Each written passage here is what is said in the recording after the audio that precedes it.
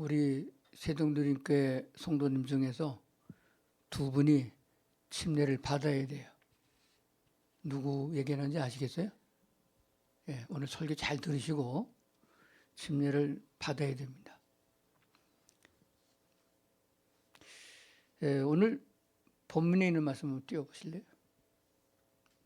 예, 누구든지 그리스도와 합하기 위하여 침례를 받은 자는 그리스도로 옷 입었느니라. 옷이 무엇을 상징하냐 그러면은 구별을 합니다. 남자 옷과 여자 옷이 구별되죠. 군인 가면은 군복을 입혀주고 옷만 입은 거 보면 알아요. 경찰에 들어가면 경찰 옷을 입혀주고 군인도 해군 옷 다르고 공군 옷 다르고 육군 옷이 달라요. 그래서 오늘 성경 본문에 보니까 침례를 받은 자는 그리스도로 옷 입었다. 나는 그리스도 안에 감춰주고 옷 입었으면 속은 감춰주고 옷만 보이잖아요. 그래서 우리는 침례를 받음으로 나는 죽었고 내게 그리스도 예수께서 사신다. 그래서 내가 다녀도 나는 안 보이고 예수님만 보이게 되는 거예요. 그런 의미를 가지고 있는 것입니다. 그래서 오늘은 아주 간략하게 제가 알아듣기 좋게 말씀을 드릴 테니까 잘 들으시고 기억을 하셔야 됩니다. 근데 목사님 왜 자꾸 성경에 세례라고 써 있는데 침례라고 하냐고 그랬는데 우리 갖고 있는 성경은 번역 성경이에요. 지금 우리가 갖고 있는 개역 개정판 이것도 번역 성경이에요. 요 전에 쓰던 개역 성경도 번역이고요. 쉬운 성경도 번역이고요. 다 번역 성경이에요. 그런데 어떤 성경에 보면은 침례라고 써 있고 어떤 성경을 보면은 세례라고 써 있고 그렇게 돼 있어요. 그런데 우리 개역 개정판도 우리가 늑수군 개정판도 세례라고 돼 있는 곳에다가 주석을 달았습니다. 일자나 이자나 글자가 숫자가 있어요. 그거 찾아보면 침례라고 하면 이렇게 돼 있어요. 그러니까 성경에 원래 성경을 쓴 원래 성경 헬라어 성경에 보면은 침례라고 돼 있습니다. 그래서 침례로 읽어야 되고 침례라고 말을 해야 되는데 우리나라에 처음에 선교를 하신 분들이 선교사님들이 장로교 선교사님과 감리교 선교사님이 들어오셔서 선교를 시작했어요. 그런데 감리교와 장로교에는 약식 침례인 세례를 사용하고 있었기 때문에 세례를 가르친 거예요. 그래서 지금까지 왔는데 그 역사적으로 보게 되면은 침례를 받기가 어려웠던 시절이 있습니다. 예수 믿은 증거를 잡으면 다 잡아 죽였거든요. 로마 시대 때 예수를 잡아 죽였던 무리들이 그랬거든요. 그러니까 예배를 드리면은 교인이고 예배 드린 건 숨어서 카타콤이라는 굴 속에서 숨어서 드리니까 찾기는 못하니까 예수 믿은 증거를 못 잡은 거예요. 그런데 침례를 받으려면 강가로 나와야 된단 말이에요. 몰래 밤중에 받았는데 밤중에 잠복하고 있다가 침례받는 현장을 잡으면은 예수 믿은 증거가 돼서 잡혀 죽었습니다. 그러다 보니까 꼭 물속에 들어가서 침례를 받아야 되느냐. 집에서 물 떠놓고 물 찍어서 이렇게 하면은 물 밑에 들어간 건 마찬가지 아니냐. 물을 이렇게 손가락에 부어가지고 이렇게 해서 머리 찍고 바르면 물 밑에 있잖아요. 물 속에 들어가도 물 속에 물 밑에 있는 거고. 그래서 약식 침례가 나온 게 세례가 된 겁니다. 근데 지금은 세월이 좋아지고 종교의 자유가 주어져서 한강에서 받든 계곡에서 받든 침례탕에서 받든 침례 받는 거 뭐 별 문제가 안 됩니다. 교도소에서도 지금 침례를 받거든요. 그러니까 편하게 앉아서 세례를 받는 것보다 성서적인 원리를 따라서 침례를 받는 게 맞다 하는 것을 먼저 생각하시고 세례가 맞냐 침례가 맞냐 이거 따지지 말고 성경에 쓰여져 있는 대로 예수님이 말씀하신 대로 침례를 받는 것이 옳고 맞는 것입니다. 마태복음 28장을 보면은 그 28장은 예수께서 부활하신 다음에 승천하시기 직전에 주신 말씀이에요. 19절부터 20절까지 보면 이렇게 되어 있습니다. 그러므로 너희는 가서 모든 민족을 제자로 삼아 아버지와 아들과 성령의 이름으로 침례를 베풀고 내가 너에게 분부한 모든 것을 가르쳐 지키게 하라. 볼지어다 내가 세상 끝날까지 너희와 항상 함께 있으리라 하시니라. 이거는 성도들에게 전도를 받아서 교인이 되겠다고 말한 성도들에게 한 얘기가 아니에요. 그러니까 이 침례는 내가 받겠다고 선택하는 것도 아니고 내 자유가 있는 게 아니에요.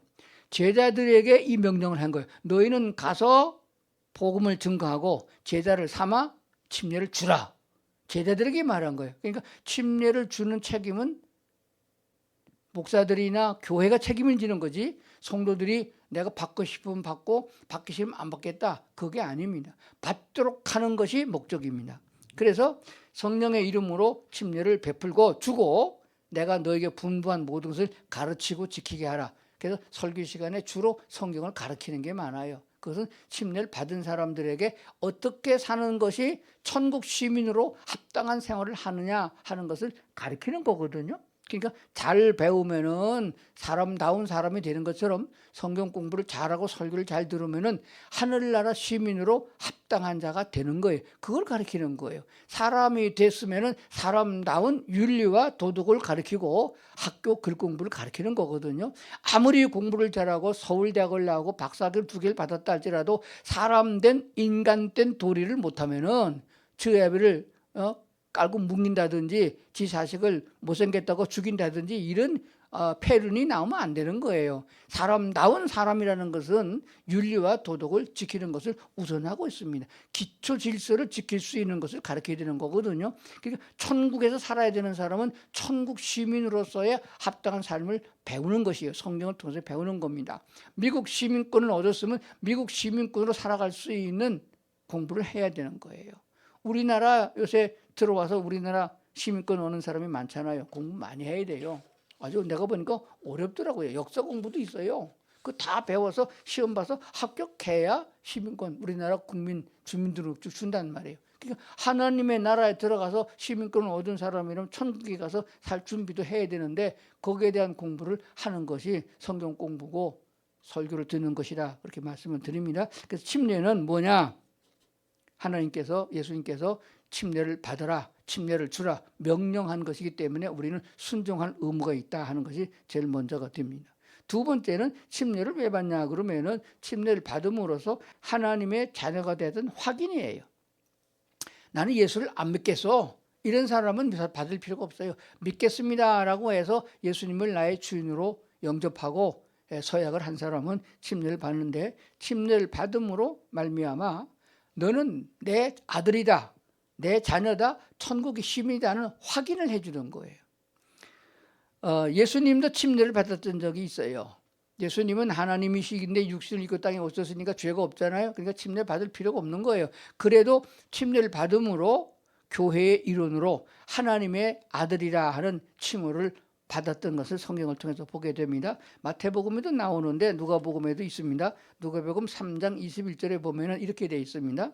백성이 다 침례를 받을새 예수님도 침례를 받으시고 기도하실 때에 하늘이 열리며 성령이 비둘기같이 형체로 그 위에 강림하시더니 하늘로부터 소리가 나기를 너는 내 사랑하는 아들이라 내가 너를 기뻐하노라 하시니라 그랬어요. 쉽게 말하면 예수님이 침례를 받았어요.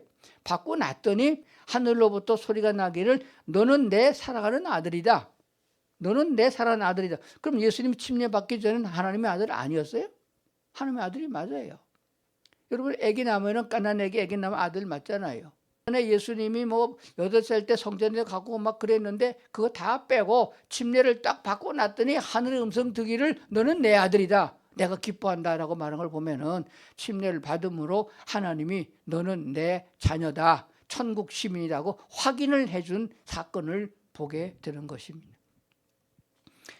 더 쉽게 말하면은 침례를 받은 사람들에게는 뭐를 주냐? 신분증을 주는 거예요. 그리스도인 된 신분증을 주는 것이 침례 증서가 되는 겁니다. 여러분, 침례 증서를 먼저 받아요, 예수를 먼저 믿어요?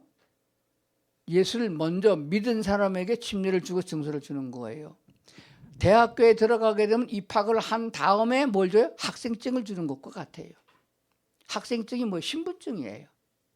대한민국 사람으로 태어나게 되면은 태어나자마자 출생신고를 하면 호적에 이름이 올라가고 주민번호가 나옵니다. 그런데 신분증은 안 줘요. 언제 주냐? 성년이 되어지면 주민등록증을 내주는 거예요. 그 증명서가 되는 거예요. 그래서 예수님을 믿고 내가 이제부터 예수를 믿고 하나님의 나라 시민으로 살아가겠습니다라고 해서 침례를 받은 사람에게는 그 증명으로 침례 증서를 준다. 그래서 침례는 왜 받느냐? 그리스도인 된 신분에 대한 확인이 되는 것이다 라고 말하는 것입니다. 사도행전 2장 41절에 보면 그 말을 받은 사람들은 침례를 받음에 그날의 신도의 수가 3,000이나 더하더라.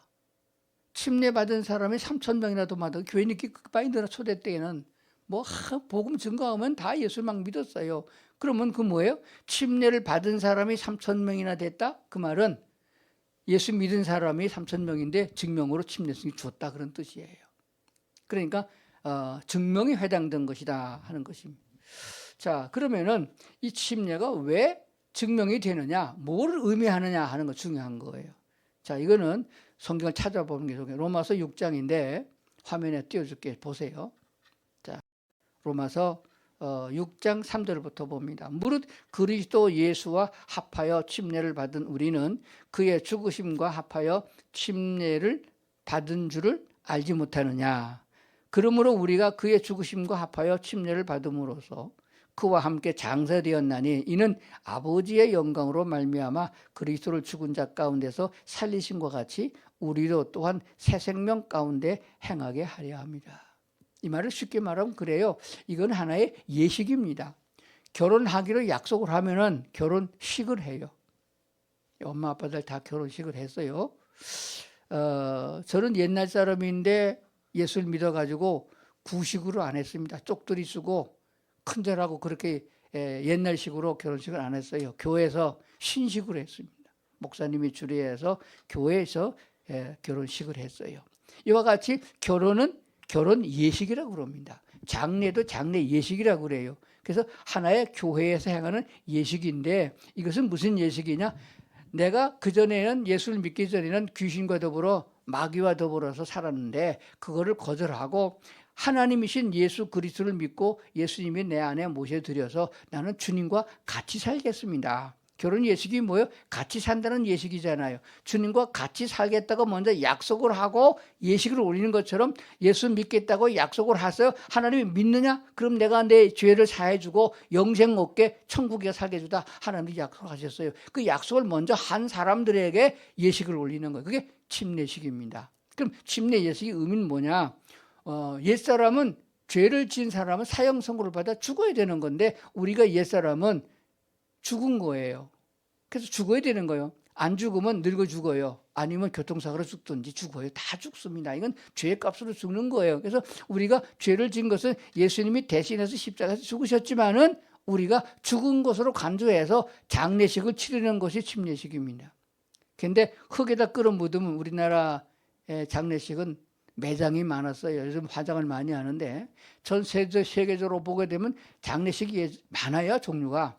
물에다가 배에다 싣고 나가서 태평양 바다에다가 빠뜨려가지고 고기밥이 되게 하는 장례식도 있고 중국에 제가 가봤더니 세장이 있어.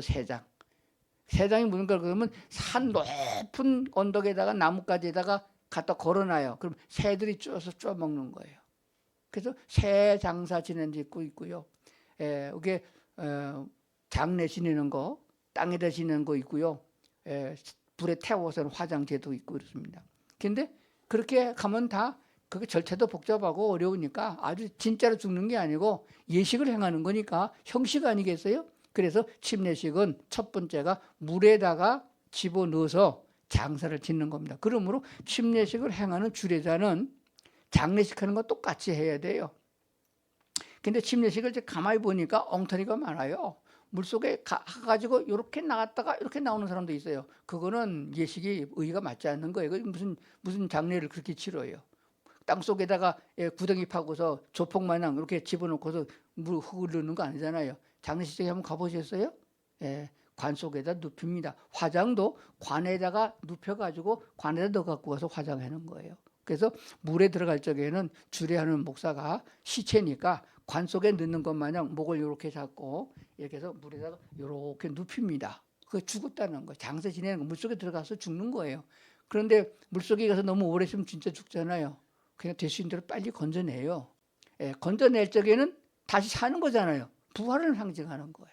그래서 오늘 본경 로마서가 뭐라고 말씀하면 우리가 그 예수의 죽으심과 합하여 침례를 받으면 그와 함께 장사되고, 그리고 하나님의 영광으로 말미암아 그리스도를 죽은 자 가운데서 살리신 것 같이 우리도 살려내서 새 생명을 가지고 살게 하는 거다. 정신적으로 그렇게 하는 것이 침례식이에요. 그러니까 세례 가지고는 이 로마서 6장을 따라갈 수가 없어요. 세례 갖고 죽었다고 장사 지낸 게 의의가 안 되잖아요. 물 뿌렸다고 죽었다 장사 지겠습니까? 그러니까 성서적으로 봤을 때 침례가 맞는 것이고 침례식 하는 것이 의미도 깊습니다. 그런데 침례식을 하는데 여름에는 안 되겠더라고요. 언젠가 하면 8월 달에 해본 적이 있어요. 그랬더니가 침례를 받은 양반이 이제 냇가에 가서 받았는데 한 20m쯤 넓은 데 가서 들어가가지고 물 깊은 데서 받았거든요. 그 다른 사람도 침례를 줘야 되니까 침례 주고 났더니 가라고 그랬더니 갈 적에 헤엄쳐서 가더라고. 물이 이렇게 되니까. 그러니까 침례 의미가 강에서 그냥 헤엄하는 거다. 그렇게 되면 안 된다는 거예요. 그리고 진짜 죽었다 하고 경험할 수 있는 침례식이 딱 좋은데 그건 언제 하면 한겨울에 하는 게 제일 좋더라고요. 그것도 한강에 꽝꽝 얼었을 때 한강의 얼음을 깨고 거기서 침례를 하게 되면은 진짜 죽을 뻔한 사람도 있어요. 언제 하면 제가 사진 한번 보여드릴게요. 그래서 그렇게 한겨울에 하니까 젊었을 적엔 하는데 지금 나보고 한강에 가서 침식하라고 그러면 내가 못할 것 같아요. 그래서 요즘은 그렇게 안 하고 6월 달이나 9월 달쯤 여름을 피해서 아주 추운 겨울을 피해서 침례식을 합니다. 그래서 이 세종누린교회도 또 우리 군인교회도 또 합해서 주만사랑 성교교회도 합해서 침례식을 하려고 합니다. 그래서 9월 달쯤 하려고 그러니까 준비를 잘하고 있다가 너무 춥지 않게 침례식을 해서 물속에 오래 있어서 숨 막히게 안 할 테니까 침례를 받을 수 있기 바랍니다. 침례의 의미는 뭐라고 그랬어요? 죽어서 장사 지낸 거고, 죄는 아무리 죄를 많이 졌어도 죽으면은 형 집행 정지예요. 없는 거예요. 집행은 안 합니다. 그래서 뭐 전직 대통령도 죽으니까 죄가 있다 조사하다 조사 끝나잖아. 죽은 놈 조사해갖고 뭐 형 내려봐 사형인데 이미 사형했는데, 그러니까 죽으면 죄가 다 끝나는 거예요. 그래서 우리가 예수님이 우리 죄를 대해서 죽으셨기 때문에 우리 죄는 다 끝난 거다. 그래서 죄가 끝났어. 죄가 죽었으니 그것을 예식으로 표현해서 장사 지내는 예시고, 그래서 예수에서 물에서 다시 살아난 것처럼 예수님도 살아났으니까 우리는 살아나서 새 생명 살아야 되지 않느냐. 그래서 침례를 받아서 살아난 거예요. 그러면 이 침례를 받은 사람 그 다음부터 생활은 어떻게 해야 되느냐. 한번 따져. 죽었다. 나는 죽었다. 죽은 자는 말이 없어야 돼요. 죽은 자가 무슨 말이에요. 공동모지 가보세요. 말이 없어요. 그러면 죽은 옛날식으로 살면 안 되는 거예요. 죽었으니까 끌어묻어 놓고 부활했으니까 부활의 정신으로 예수님, 부활하신 예수님처럼 하나님의 나라 가서 살 사람처럼 그런 정신으로 살아야 된다는 거예요. 그러니까 지저분하게 세상 사람 사는 것처럼 뭐 술 마시고 도박하고 춤추고 뭐 마약에 중독되고 뭐 그따구 짓 하지 말고 하나님 나라 시민답게 다른 사람의 영혼을 구원하고 좋은 일을 하고 선을 행하고 서로 사랑하고 천국 시민처럼 살아가는 연습을 하면서 훈련하면서 살아가는 것이 맞다 하는 것이 되어집니다. 성경에서 우리가 주일날 설교 맡는 모든 성경 보는 거 보면 다 하라 하지 말라예요. 뭐는 하지 말아라, 뭐는 해라 이렇게 나오게 되는데 그게 구약에는 율법에 매여가지고 어거지로 하다 보니까 하나님의 마음에 안 들었어요. 진심으로 해야 되는데 사람이 보는 데만 잘하려고 그래요. 그게 아니라는 거예요. 그래서 침례를 받은 사람은 누가 시키지 않아도 나는 침례를 받았으니까 예수님 식으로 살아야겠다. 예수님 어떻게 살았어요? 자기를 위해 살지 않고 남을 도우면서 사는 생애가 돼요. 남의 병 고쳐줬죠. 어려운 사람 도와줬죠. 복음을 전해서 영원히 구원받을 수 있도록 자기 몸을 희생의 제물로 내어준 그런 예수님의 생애를 보게 되는 것입니다. 자, 그러면은 구약 성경에서는 어떻게 침례를 받았느냐 한 게 나와요. 구약에서 침례를 받았거든요. 구원받은 사람은 다 침례를 받았어요. 애굽에서 종살이 하다가 건진받은 게 구원받은 거잖아요. 200만 명이 넘는 사람들은 한꺼번에 몽땅 다 침례한 적이 있어요. 그 내용을 고린도전서 10장에는 이렇게 기록하고 있습니다. 10장 2절인데 모세에게 속하여 다 구름과 바다에서 합동으로 침례를 받고 그렇게 기록되고 있어요. 어떻게 되냐면 애굽에서 나온 다음에 애굽에서 종살이 하다가 구원받아 자유를 얻었잖아요. 그래서 홍해를 건너가야 되는데 홍해를 어떻게 건너가요? 뒤에는 애굽군이 쳐들어오고 그래가지고 발을 동동 구리고 있으니까 하나님이 모세에게 네가 지팡이를 내밀어서 홍해를 가르라 그랬어요. 모세가 하나님 말씀 순종해서 지팡이를 내밀었더니 밤새도록 바닷물이 갈라졌어요. 바닷물이 쫙 갈라지고 보니까 어떻게 되냐면은 흘러내려오던 이쪽 물은 딱 가로막혀서 벽이 됐고 이쪽도 벽이 됐다 그랬어요. 그리고 하나님이 이스라엘 백성들에게 더우니까 구름 기둥을 덮어줘가지고 구름은 곧 물이잖아요. 구름이 덮었어요. 그래서 이스라엘 그걸 다 통과했어요. 그러니까 그게 뭐가 됐어요? 합동 침례를 받은 것이다. 다. 그러니까 신약성서에 와가지고 모세에게 속하여 다 구름과 바다에서 침례를 받았다 이렇게 써준 거예요. 그러니까 구약에도 그 의미를 받았고 노아 홍수 때에 다 멸절하고 노아 8식구는 구원받았어요. 근데 노아가 구원받았을 때 침례를 받은 걸로 나와요. 왜냐하면 배를 3층으로 지었다고 그랬어요. 배 짐승도 타고 물건도 많이 싣고 사람이 탔으니까 배가 가라앉아요 아래로. 그래가지고 1층에 짐승을 싣고 2층에 사람 타고 그 다음에 물건 싣고 3층에 요만하게 여기 남았는데 거기다 창문을 하나 냈어요.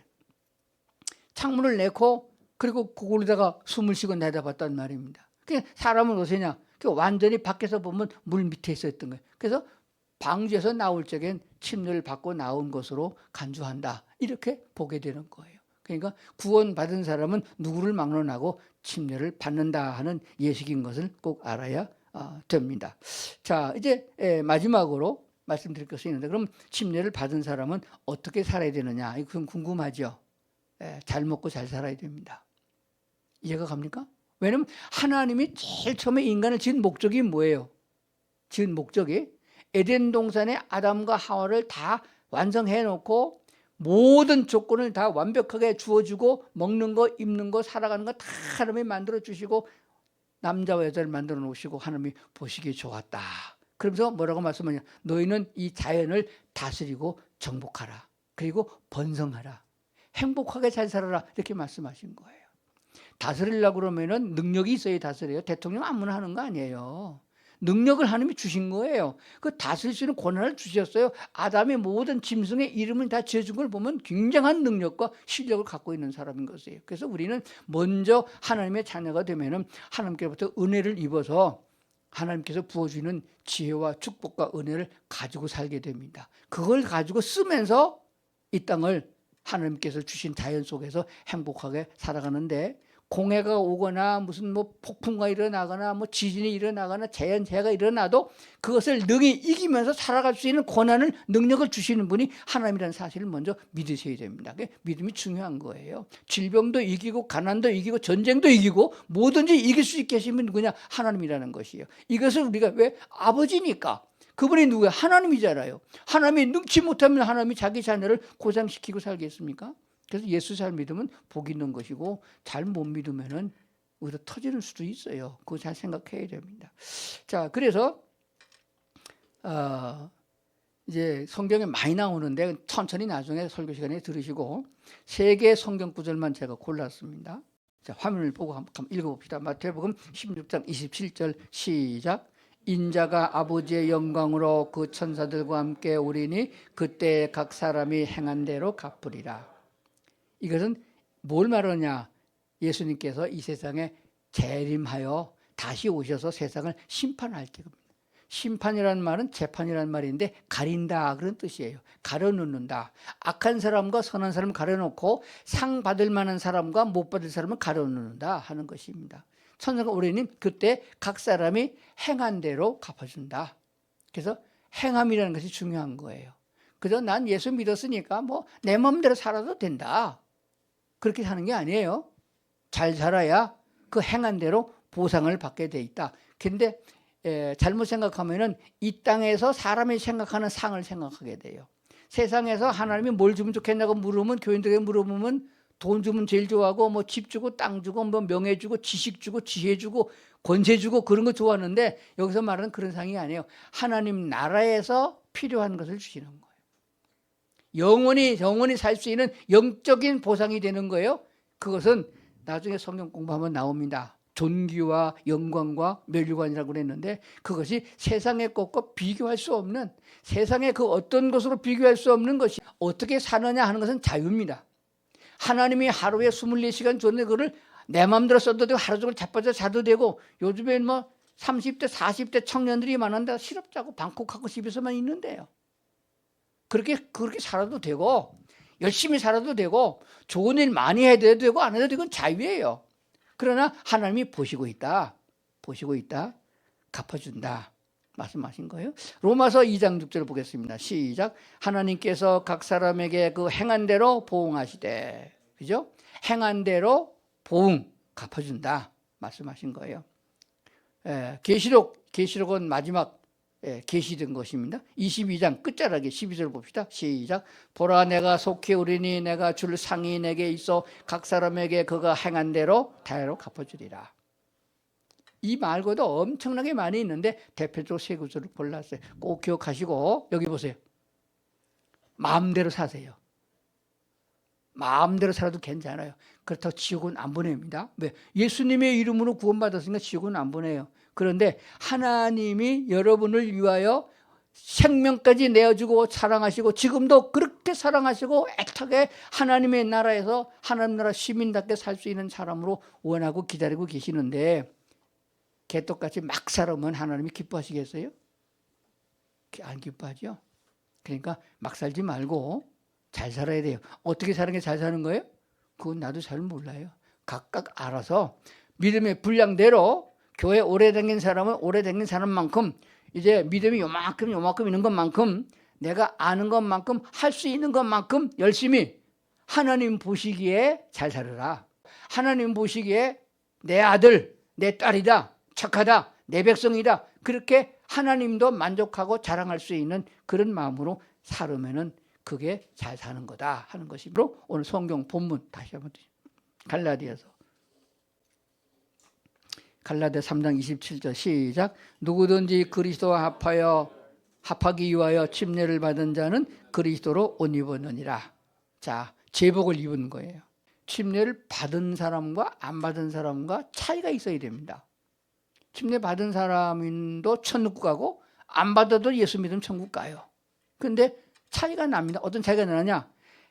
행한 대로 하나님이 상을 주신다고 그랬는데 이 땅에서도 보살핌을 받고 하늘나라에서도 명예로운 하나님이 상을 주신다고 약속하셨는데 그 상을 받으려면 행한 대로 받는단 말입니다. 그럼 선을 많이 행하고 착한 일을 많이 하려고 그러면은 그냥 모르는 척하고 숨어서 예수 믿는 것보다는 예수를 믿었다고 증명서를 받고 예수 그리스도로 옷 입고 당당하게 살아가는 사람이 선행을 많이 하게 됩니다. 예를 들면 이렇습니다.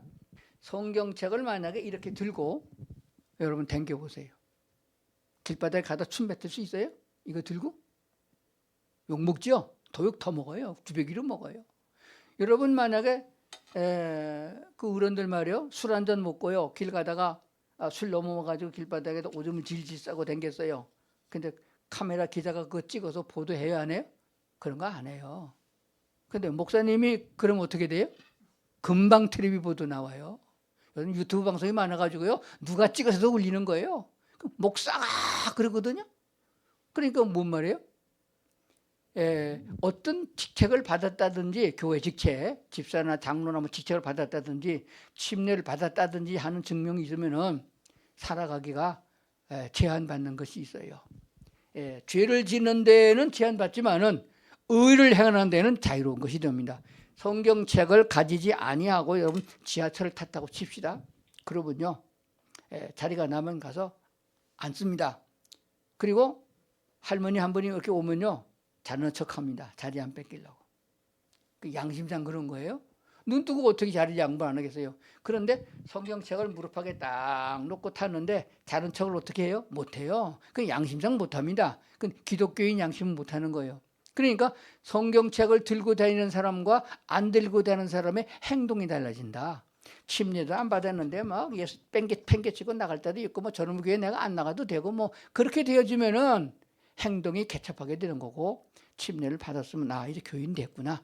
하나님이 내 사랑하는 아들이라고 인정해 줬구나. 그러면 내 행동이 좀 달라진다. 전에보다는 달라진다는 거예요. 그러니까 전에보다 달라졌다는 얘기는 죄를 짓는데 더 많이 행한 게 아니고 의를 행하는 쪽으로 더 많이 하게 된다. 그러니까 상도 더 많이 받는다 하는 걸 알게 되어지는 것입니다. 하나님의 자녀로서 당당하고 그리고 의젓하게 살아가려고 하면은 침례를 받고 나는 그리스도인이 맞습니다. 예수 믿는 사람이 맞습니다. 라고 그렇게 살아가면은 나도 모르는 사이에 악을 행하는 쪽으로 기울어지는 것이 아니라 선을 행하는 의로운 쪽으로 기울어지니 오른편으로 기울어지니까 그게 얼마나 좋으냐. 나도 좋고 내 몸에도 좋고 가족이 좋고 친척에도 좋고 주변 사람과 다 좋은 사람 돼보세요. 다 칭찬해요. 그러다 보면 좋은 일도 생기는 거거든요.